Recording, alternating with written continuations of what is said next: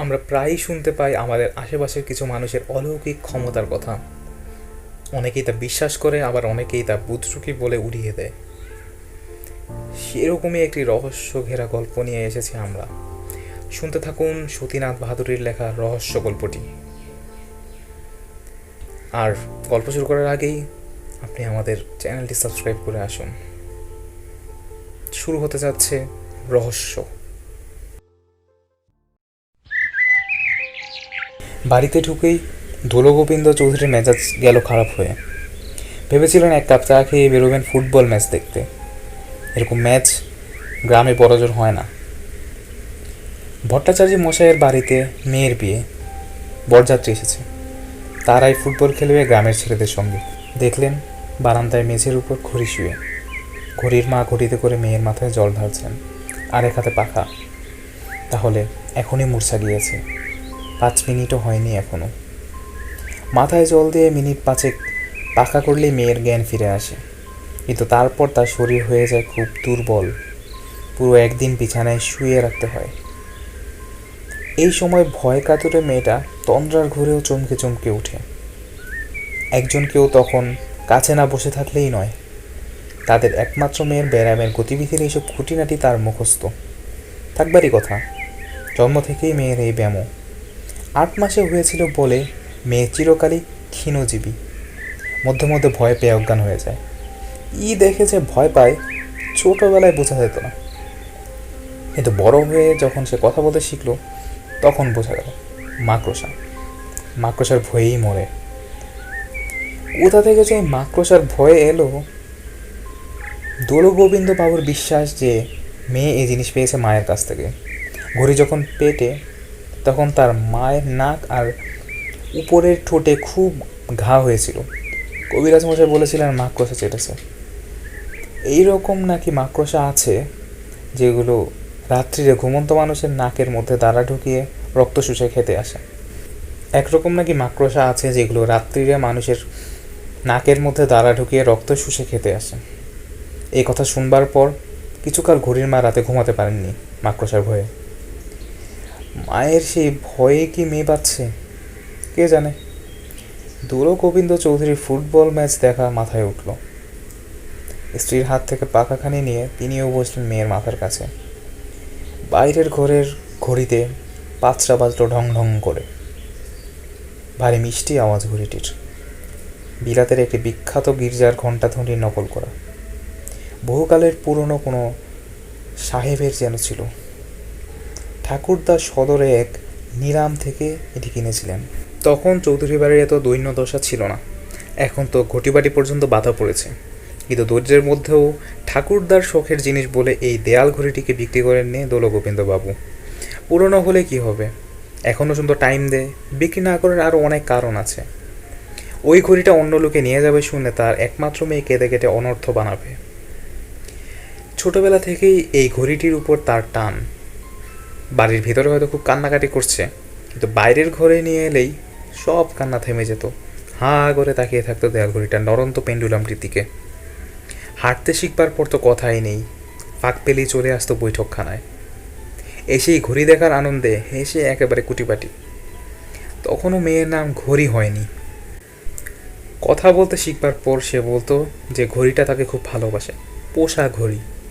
তাই সে কাছে গেলে আহ্লাদে জোরে জোরে শব্দ করে। আরও কত মজার মজার কথা যে বলতো তার ঠিক নেই। মেয়ে হাতের মুঠো খুলেছে। মা বাবা বুঝলেন যে এতক্ষণে মেয়ের জ্ঞান ফিরে এলো। ও ঘড়ি মা, ভয় কি? এই তো আমরা রয়েছি, চোখ খোল। ঘড়ি চোখ খুলল। মুখ এখনো ভয়ে ফ্যাকাশে হয়ে রয়েছে। মা বাবার এসব গা শোয়া হয়ে গিয়েছে আজকাল। মেয়েটা সকাল থেকে বিয়ে বাড়ি যাবার জন্য নাচানাচি করছিল, আর যাওয়া হলো না। আজকের দিনটাও এই ভিক্ষুটে রোগটা মেয়েটাকে রেহাই দিল না। দুঃখের কথা বই কি। এ গল্প সে গল্প করে মেয়ের মন ভুলিয়ে রাখবার চেষ্টা করেন বাবা। ওদিকে স্কুলের মাঠ, ফুটবল ম্যাচ আরম্ভ হয়ে গিয়েছে। কিছুক্ষণ পরে রেফারি খেয়াল করলেন যে তার রিস্ট ওয়াচটি বন্ধ হয়ে গিয়েছে। তখন দরকার পড়লো আরেকটি ঘড়ির। খুঁজো খুঁজো, দেখা গেল দর্শকদের কারো কাছে হাত ঘড়ি নেই। রেফারি নিজেও বরযাত্রী দলের লোক। বরযাত্রীদের মধ্যে যারা খেলতে এসেছে তারা কেউই ঘড়ি আনেনি মাঠে। শেষ পর্যন্ত স্কুল বোর্ডিং থেকে আনা অ্যালার্মওয়ালা একটি টেবিল ঘড়ি দিয়ে রেফারি কাজ চালিয়ে নিলেন। সেই সময় বরযাত্রীদের ঠাট্টার উত্তরে গ্রামের কে একজন যেন উত্তর দিয়েছিল, ঘড়ির কি দরকার মশাই, এখানকার মেয়েরা পর্যন্ত বিনা ঘড়ির কাটায় কাটায় ঠিক কটা বেজেছে বলে দিতে পারে। এই কথার থেকে ব্যাপারটি আরম্ভ। রেফারি ছিলেন একজন সাংবাদিক, শুনেই তার কান খারাপ হয়ে উঠেছিল। খেলা শেষ হলে তিনি নিজ থেকেই কথাটা পেরে বুঝতে চেষ্টা করলেন তার মধ্যে কতটুকু সত্যতা আছে। তারপর ঘড়ি নামের সেই মেয়েটিকে দেখতে গিয়েছিলেন। কৌতূহল চেপে রাখতে পারেননি। অসুস্থ শরীরেও মেয়েটি ঠিক ঠিক সময় বলে দেয় সেদিনের মতো তার কৌতূহল পূরণ করেছিল। দোলগোবিন্দবাবু খুব কথা বলতে ভালোবাসেন। রেফারি শুধু জিজ্ঞেস করেছিলেন, এর নাম ঘড়ি রাখলেন কবে থেকে? উত্তরে দোলগোবিন্দবাবু একেবারে বিরাট পর্ব শুনিয়ে ছেড়েছিলেন। তখনও মেয়ে কত ছোট।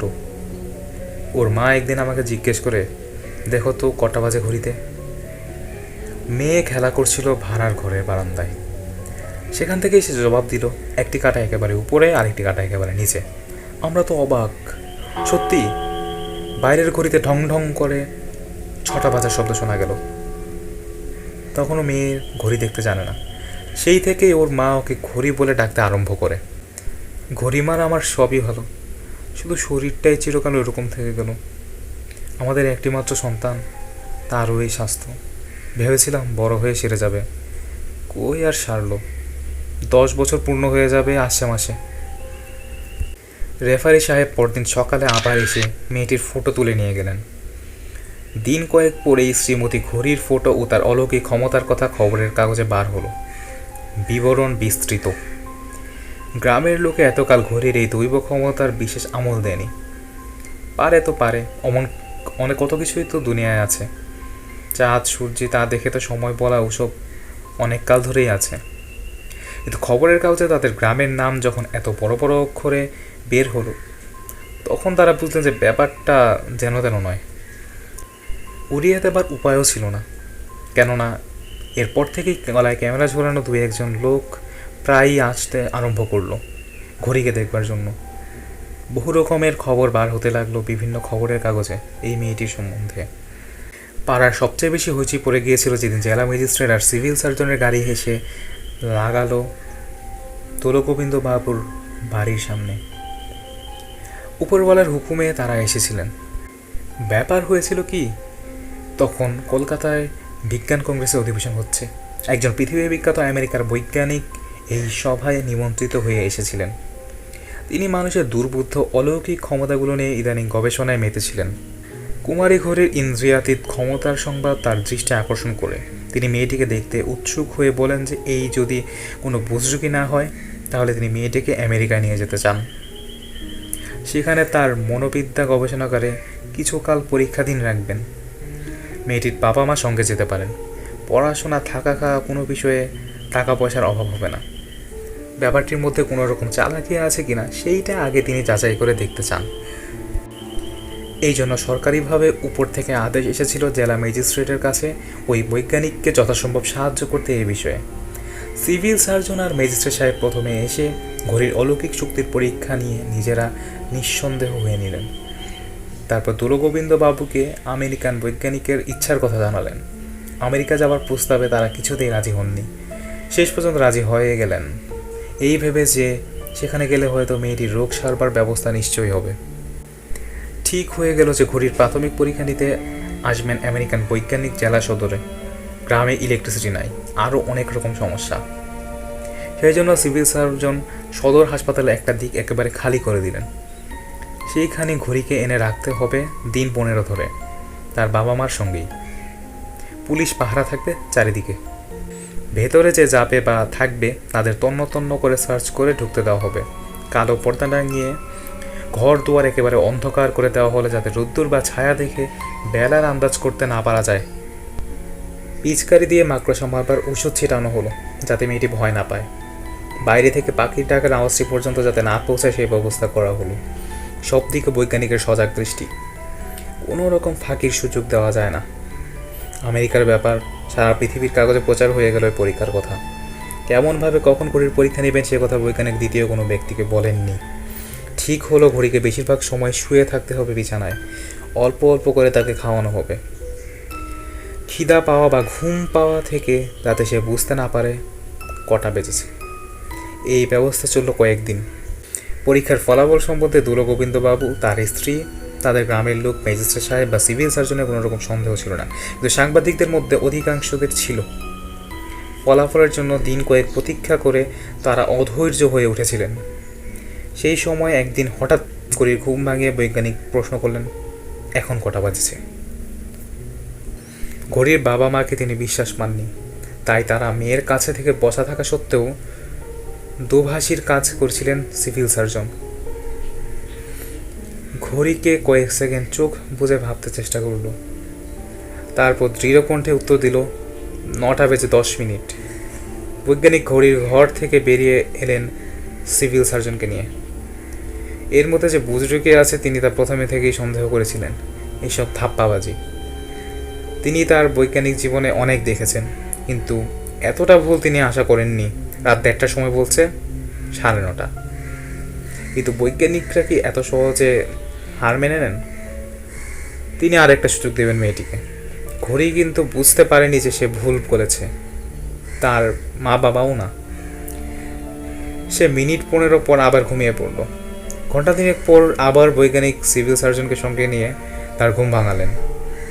সময় জিজ্ঞাসা করবার পর ঘড়ি চোখ বুঝে একটু ভাবতে চেষ্টা করলো। মা বাবা এক দৃষ্টিতে মেয়ের মুখের দিকে তাকিয়ে আছে, কিন্তু এ কি, মেয়ের কপালে রেখা পড়লো কেন?